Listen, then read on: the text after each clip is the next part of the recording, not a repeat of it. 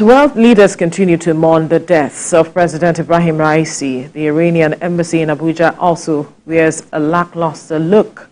More importantly, at this time is what the death of President Ibrahim means to world politics and peace efforts in the Middle East. Nweke Thomas has details. This is the Iranian flag at the embassy in Abuja, already lowered at half-mast in honor of President Ibrahim Raisi and his delegation that died in the chopper crash. It is certain the people of Iran will miss President Raisi. As Iran stands as one to grieve, these global affairs analysts agree the world will indeed miss President Raisi because of the role he played in the Middle East. It is very obvious that Ibrahim Raisi is a figure, a very important figure. He has also led to the Iranian rapprochement with countries in the Gulf, where there is a substantial suspicion of Iranian motives. The Gulf states, Kuwait, Oman, Qatar, there has been significant rapprochement. And so he will be terribly missed. He's a man who has forged a lot of alliances for the people of Iran, particularly in recent times. We saw before now the deep-rooted, deep-seated, and very fragile and frail relations between Iran and most states, not just in the West, but even in the East. But in recent times, we've seen intervention. We've seen a lot of bi- and multilateral relations being established under Raisi's administration and with the support of his foreign minister, who unfortunately also died with him. Iran is also one of the countries that stood strong in solidarity with Palestine in the ongoing Israel-Hamas war. There will be nothing, there will be no significant change with the passing of Raisi. If there is anything, there will be a more reinforcement. His demise will have significant impact as far as the region is concerned, as far as the ongoing massacre in Gaza is concerned, as far as his the relationship between Iran as an entity and Israel is concerned, and so on and so forth. President Ibrahim Raisi will also be remembered for the peace he was able to forge with Saudi Arabia, with China playing the mediation, thereby charting a path for peace in the Middle East. As contained in the Constitution of Iran, the Vice President can only act in the capacity of the President for 50 days, after which election must be conducted and a new President emerge.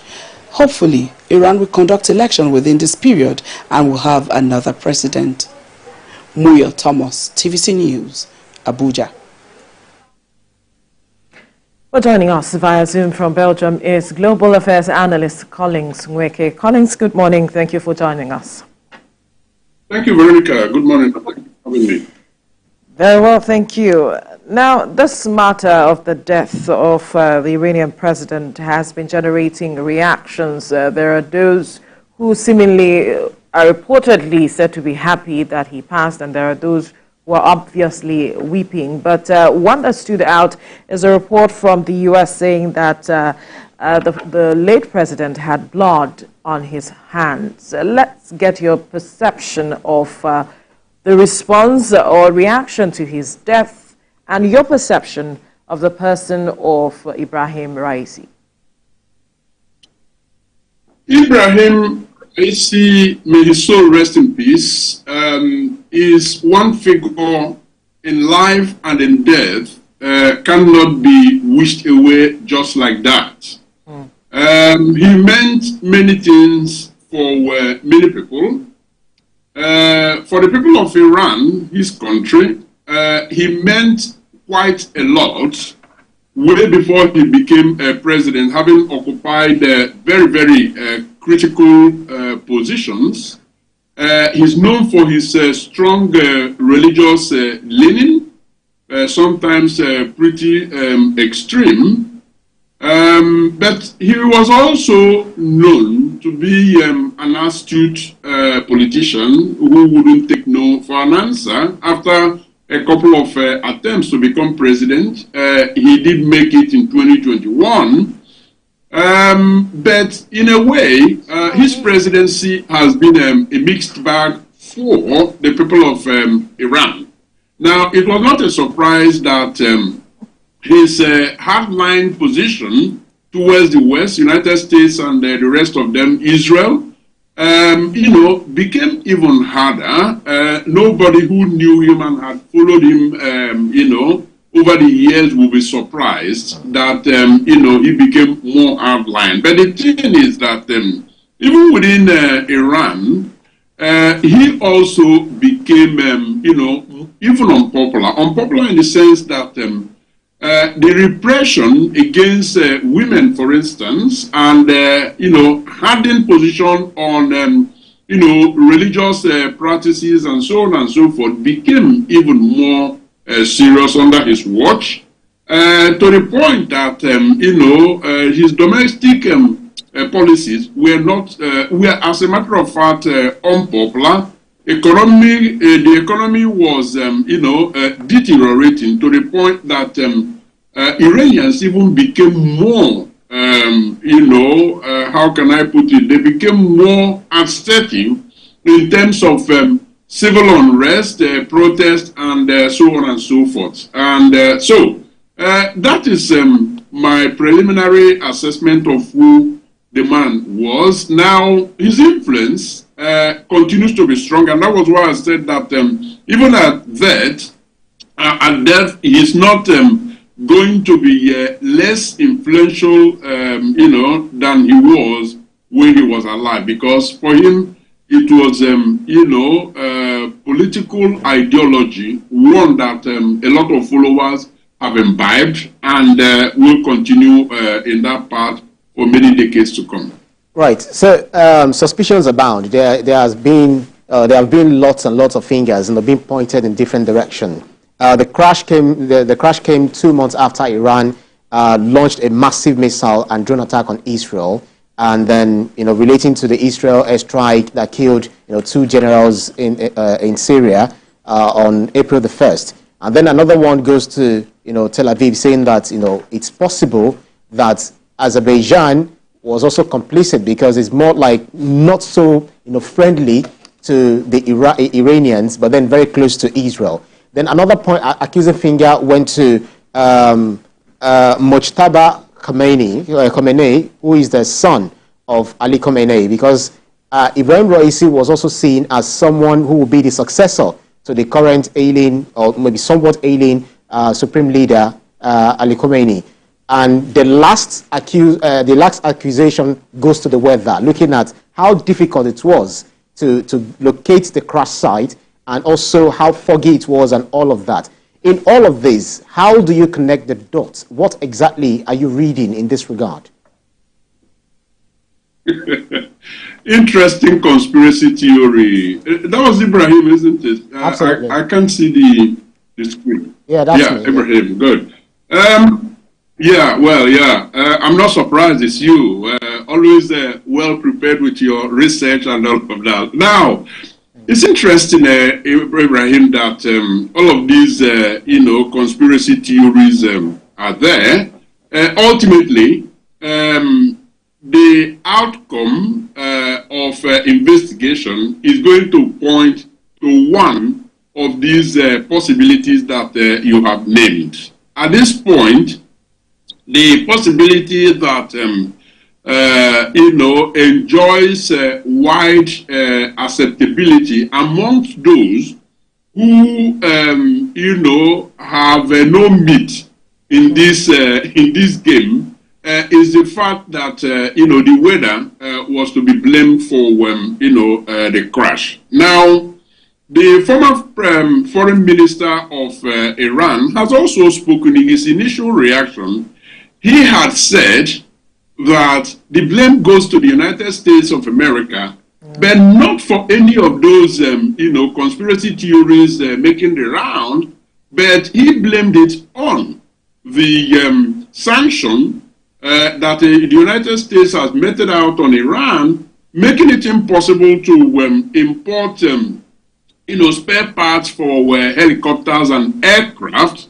And so aircrafts are not that well maintained, including the helicopter that flew Mr. President that ended up in the tragedy. So that was where he has pitched his tent. Now, the Russian, angle to this is the fact that Russia under Putin has volunteered to, be part of the investigation into the death. Now, we can only surmise that, here he is, Putin, standing up for his old friend and ally, and, until there is an independent investigation, one that doesn't involve only Russians, we cannot be sure to get the true cause of, the crash.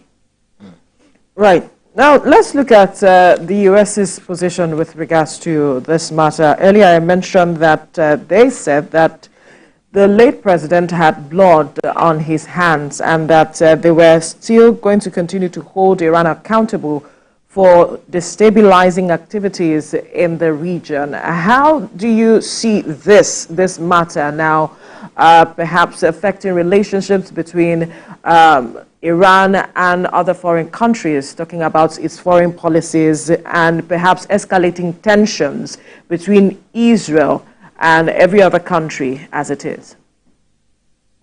Yeah, indeed. Raisi, represented an ideology that was very much rooted in adversary position with the United States, Israel, and the rest of them. I don't see that changing, very soon. Now, the United States, to a very large extent, does have itself to blame for the escalation that has taken place under Raisi, because you would recall that President Obama negotiated, a fair deal that more or less brought some stability. I wouldn't say, total peace, but at least, stability in the region, which Donald Trump, as president, actually, rescinded. And so, hardliners in Iran, who were opposed to the deal with United States under Obama, actually seized on, Trump's, rescinding of, the agreement to even go out much harder. Now, under Raisi, we have seen that, uncompromising position towards the United States, and so no one should be set to see that change, post Raisi. Now, we also know that his support for Hezbollah, his support for Hamas, and of course, Yemen, Houthi, are very strong, and these have actually led to deterioration in the situation between Iran and the Middle East, countries. Now, it's important also to mention that Saudi Arabia normalization of relation between Iran and Saudi Arabia actually took place under him, with China playing a very critical mediation role. That is to his credit. So, the only change that one might expect would be domestic. Domestic in the sense that he didn't appear to care so much about the right economic policies that trickle down to Iranians in Iran. One can expect that there might be some changes there that will indeed, bring down the hot temperature that is actually, kind of holding sway in Iran domestically. But for international, no change is expected. But are you concerned that there might be tensions escalating with regards to the war between Gaza and Israel regarding this matter, since there are speculations around the possibility of Israel being behind what has happened? Well, it could be cited as an excuse, for some of the new actions, some of the new attacks that we might see elements, pointing to Israel. But the point is that if they don't seize on the helicopter crash that killed Raisi, they will always find any other excuse to, escalate. So I wouldn't lose any sleep on the fact that, some elements would use this as an excuse, because they will always find an excuse. But I think the focus has to be on ongoing mediation efforts and America's position that appears to now be gradually, tilting away, or at least being balanced, because so far they had, America had pitched its tent solidly and squarely on the side of Israel, but with recent pronouncements and actions taken in terms of, stopping the supply of weapons to Israel, and other, pressure being put on Israel, one can expect changes, despite the fact that on the other side, they will always want to seize on, current situation to continue to, sustain the crisis. Well, let's look at the domestic politics, within Iran itself. And if you look at the constitution, they've got just 50 days, and then it's already counting from yesterday to elect a new president. So I'm wondering how you think, the former president Ibrahim Raisi's death will affect the political landscape in Iran, particularly with regards to, the upcoming elections, and how this will impact the oppositions, who are also gunning for that position just within, the reform movement within Iran.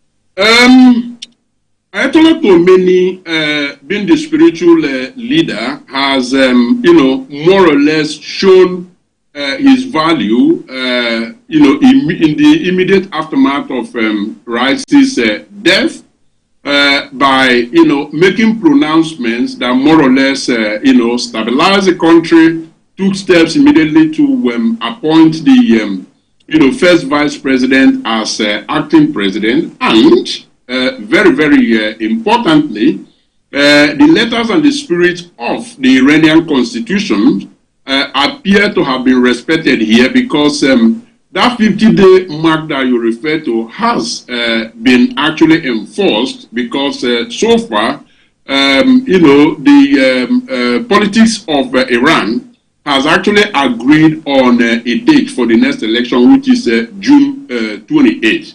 So, politically, yes, things are evolving, very well. But you see, in the last 3-4 years, one could say that, the hardliners, grouping under Raisi, have had a very, very, strong hold on Iranian politics. And there are even people that are more hardline than, the late president.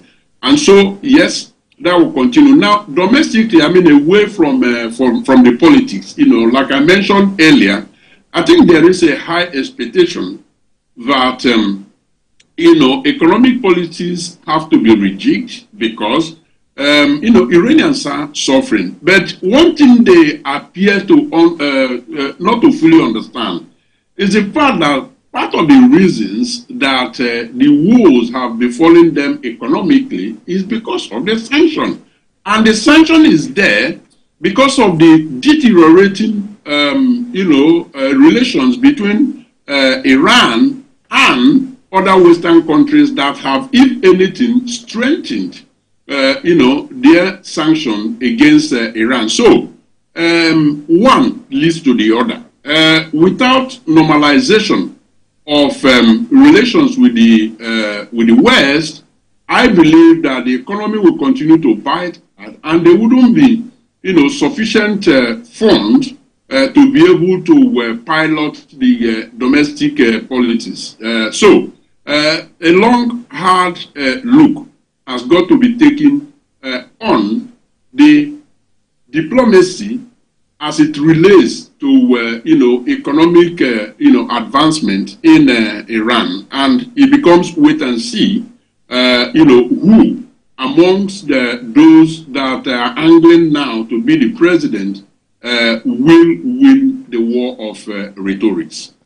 Well, Mohammed Mokha and Ali Bagheri Kani, who are now interim president and foreign minister, have a huge task on their hands as it is, because there are those who are saying that there is the possibility that they will eventually become the president and foreign minister in the coming days. With some of the things that you have pointed out as issues that have to be addressed, do you think that the interim president will be able to do something different from what is already known with the late president as it is? Because there are talks about restive youth population who are angling for a change and all of it. Do you think that he'll be able to handle that?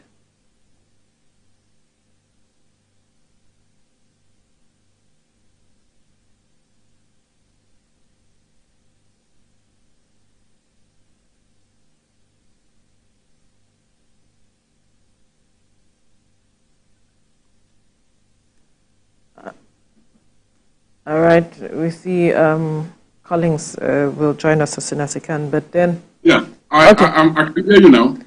Right, did you get my question? Well, I heard part of it, which is... Okay, let me just repeat the question quickly. Yes. I said that Mohammed Mokha and Ali Bagheri Kani are now interim president and foreign minister as it is, and that with the issues you have mentioned earlier, if they will be able to address some of the issues, especially the interim president, and having a different stance from what the late president is known for, because we see reports saying that the restive youth are, itching for something different from what they have known over the years.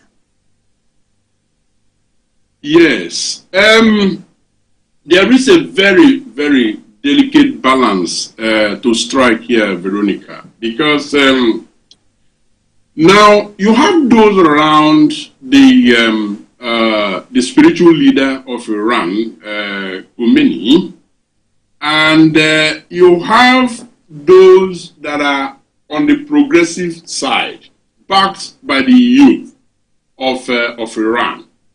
Now, the issue here is scale. And then you also have to, consider the power of incumbency. With, the first president, the first vice president, now acting president, and his counterpart becoming the, foreign secretary, the Minister of Foreign Affairs, what you see are individuals that are within the camp. As a matter of fact, they are prodigies of Raisi, and so they carry that banner of, hardline religious conservatism that doesn't want to hear anything other than call for the death and the extinction of the United States, Israel, and the rest of them, and support for other theocrats around the world, the likes of Putin, and so on and so forth. And then, of course, wherever there are tensions like you have it now in Hamas, in Palestine, in Yemen, they are there, to support more as a means of getting back to the United States and the Western alliance. So the battle is now between the progressives on the one side, who have the support of the youth, and then on the other side, those that are lined up against, Raisi. It is unclear how that battle is going to be, fought, but the coming weeks will actually unfold quite a lot of things when at the end of the national mourning, 5 days, which will end, as a matter of fact, this Friday. Now, campaign will effectively begin in a week's time.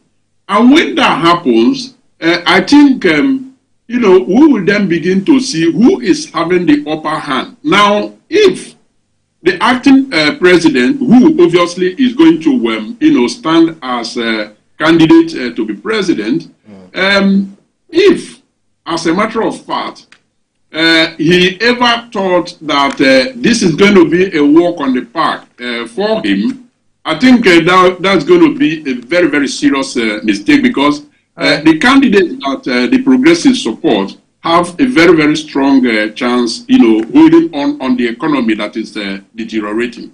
All right. We'll leave the conversation there now. Collins Nweke, Global Affairs Analyst, joined us from Belgium. Thank you for your time on the program. Always a pleasure. Thank you for having me. Right. Well, this is where we draw the curtains on the program for today.